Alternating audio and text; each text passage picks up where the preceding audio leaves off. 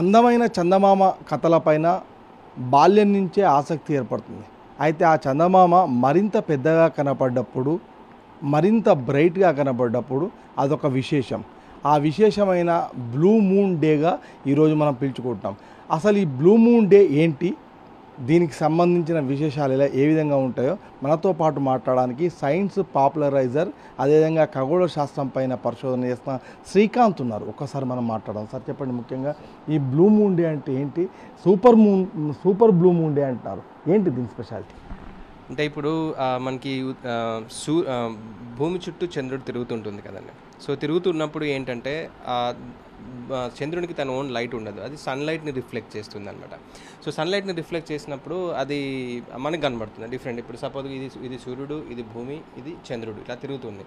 ఇలా తిరుగుతున్నప్పుడు అది ఏ ప్లేస్లో భూమికి సన్కి మధ్యలో ఉంది అన్న దాన్ని బట్టి, దాని నుంచి ఇప్పుడు సపోజ్ ఇక్కడ తిరుగుతుంది కదండి, ఇక్కడ ఉందనుకోండి సన్లైట్ ఫుల్గా పడుతుంది కాబట్టి ఫుల్ మూన్ ఏర్పడుతుంది. అదే ఇక్కడ ఉందనుకోండి, ఓన్లీ ఈ హాఫ్ మాత్రమే లైక్ సన్లైట్ పడుతుంది కాబట్టి మనకు హాఫ్ అర్ధచంద్రాకారంలో కనబడుతుంది అనమాట.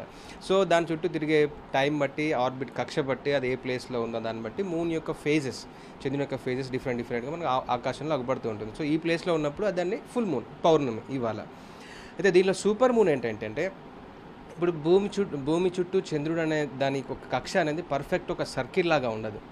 ఏంటంటే దీర్ఘవృత్తాకారంలో, అంటే ఒక ఓవెల్ ఎగ్ షేప్ లాగా ఉంటుంది అనమాట. అంటే కొన్నిసార్లు భూమికి దగ్గరగా వస్తుంది, కొన్నిసార్రు భూమికి దూరంగా వెళ్తుంది అనమాట. సో దగ్గరగా ఉన్నప్పుడు సుమారు 3,56,000 కిలోమీటర్లు, దూరంగా ఉన్నప్పుడు 4,00,000 కిలోమీటర్ల వరకు 4,06,000 కిలోమీటర్ల వరకు ఉంటుంది అనమాట. సో ఈ ఫుల్ మూన్ పౌర్ణమి అనేది ఒకవేళ భూమికి దగ్గరికి పెరిజీ అంటారు అనమాట. దగ్గర ఉన్నదాన్ని పెరిజీ అంటారు, దూరం ఉన్నదాన్ని ఆపుజీ అంటారు అనమాట.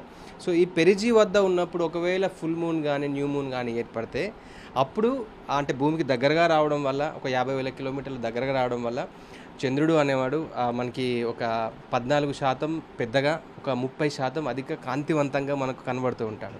సో దాన్ని సూపర్ మూన్ అంటారు. కానీ ఇవాళ ఇంకొక విషయం, దీన్ని బ్లూ మూన్ అంటారు. అంటే ఏంటంటే ఆ బ్లూ మూన్ ఏంటంటే ఇప్పుడు అది ఓన్లీ 2-3 ఇయర్స్కి ఒకసారి మాత్రమే వస్తుందన్నమాట. సో ఏంటంటే అది రావడం పాటు ఒకే మంత్లో యూజువల్గా మనకు ఒక పౌర్ణమి వస్తుంది. సో అంటే మనకు పౌర్ణమి టు పౌర్ణమి ఒక 29.5 రోజులు ఉంటుంది. అదే ఈ ఒక మంత్లో ఒకటే వస్తుంది. కానీ ఈ బ్లూ మూన్ అంటే ఏంటంటే, ఒకే మంత్లో 2 సార్లు ఫుల్ మూన్ వస్తే కనుక దాన్ని, ఆ సెకండ్ ఫుల్ మూన్ని మనం బ్లూ మూన్గా పిలుచుకుంటాము. ఇది 2-3 సంవత్సరాలకు ఒకసారి రేర్గా జరుగుతుంటుంది. ఎందుకు అంటే ఇప్పుడు భూమి చుట్టూ చంద్రుడు తిరుగుతూ ఉంటాడు. ఒక పౌర్ణమి నుంచి మళ్ళీ ఒక పౌర్ణమికి ఒక 29.5 రోజులు ఉంటుంది. కానీ మన క్యాలెండర్ మంత్లో యూజువల్గా 30-31 రోజులు ఉంటాయి. సో ఆ 1-2 డేస్ యాడ్ అయిపోకుంటూ వచ్చి మళ్ళీ ఒకటే మంత్లో 2 ఫుల్ మూన్గా అడ్జస్ట్ అవ్వకుంటూ రావడం వల్ల ఒక 2-3 ఇయర్స్కి ఒకసారి జరుగుతుంటుంది అనమాట. సో దీన్ని బ్లూ మూన్ అంటారనమాట.